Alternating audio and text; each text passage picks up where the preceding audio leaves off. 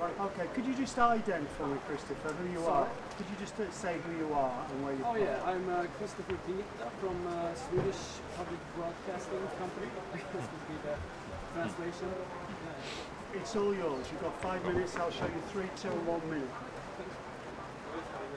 So how did the idea for the story come about? Well, Wes had conceived the kernel of the idea quite some time ago. And I remember him mentioning an idea he had for what he called the Island movie, or what we called it, which had to do with some kids running away and living on this island. And I think it was something he had in his mind for some time, but it wasn't until I guess 2 years ago that he was really working on it in earnest. And basically he started defining it and creating some of the opening episodes, and I would check in with him. I wasn't a writer with him on it at the time, and I would ask, hey, how's it going? And I read a few pages and stuff, and then after a few weeks nothing new was happening. I was like, well, what's the next, give me more. And he was having a sort of a difficulty in really defining it. He had the basic kernel of the idea, but he hadn't really fleshed it out. So anyway, we then got together. It was very informal. It wasn't even, he didn't even ask me to collaborate. It was just like we started talking, and slowly in the course of talking, it was evident that we had a good chemistry, and some of the questions I asked helped him to figure things out further. And before you knew it, we were spending a few days, and it just started to come to life. And then he sort of invited me to be more of a participant, and we spent a few weeks, and it happened very quickly. What did you feel was the core issue from the very beginning? Of not being able to figure it out? The core issue? Well, the core issue of the story.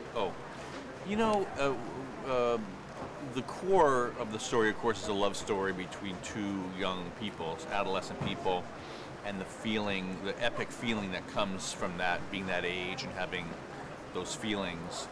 But the way Wes works and the way we work together, there's not a lot of discussion about themes or concepts. It's very practical. And so we knew that there was a boy and a girl. They had fallen in love. They were running off together, and it's very pragmatic what we discuss and how we approach it. I was wondering also, why did you put it in the 60s and on an island when so much was happening around the rest of the world? It's so isolated. Mm-hmm. I think that those ideas are things that obviously have a weight and an importance, otherwise they wouldn't be there. But again, it's not really premeditated or conceived with a concept behind it. Wes even said, he told me a story of how he was writing the narrator's voices before I became involved, and the narrator said it's 1965. It's like, oh, that was the first he'd even heard of it. So writing can be mysterious, where things just happen, and probably there's some subconscious purpose or reason,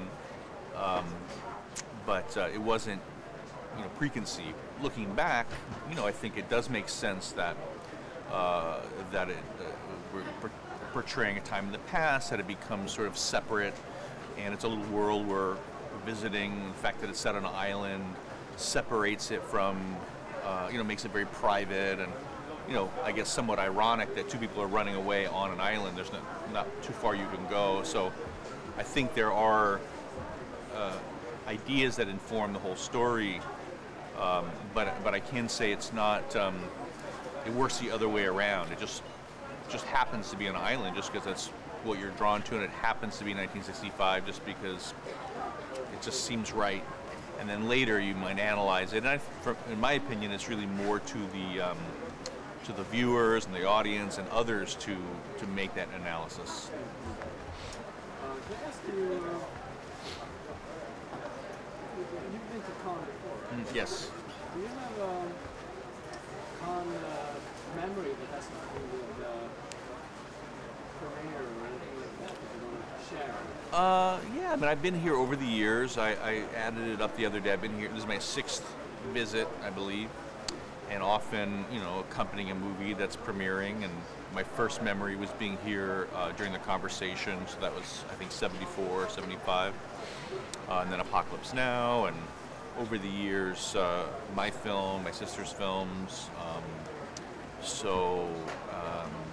You know, I have a lot of memories, and I can't think of a specific story to tell. Can you say anything short about what you're working on your next project? Glimpse Inside the Mind of Charles Swan. Yes, my next film is called Glimpse Inside the Mind of Charles Swan III. It stars Charlie Sheen, Bill Murray, Jason Schwartzman. And it's a story about a guy who, his girlfriend dumps him, and she got her claws really deep into his heart and his brain, so he just can't quite let go. And it's sort of a story of him processing that, and he's a very dynamic and imaginative person, so the process of understanding what he went through is filled with some crazy episodes. Thanks a lot. Cool, my pleasure. Yeah, thanks.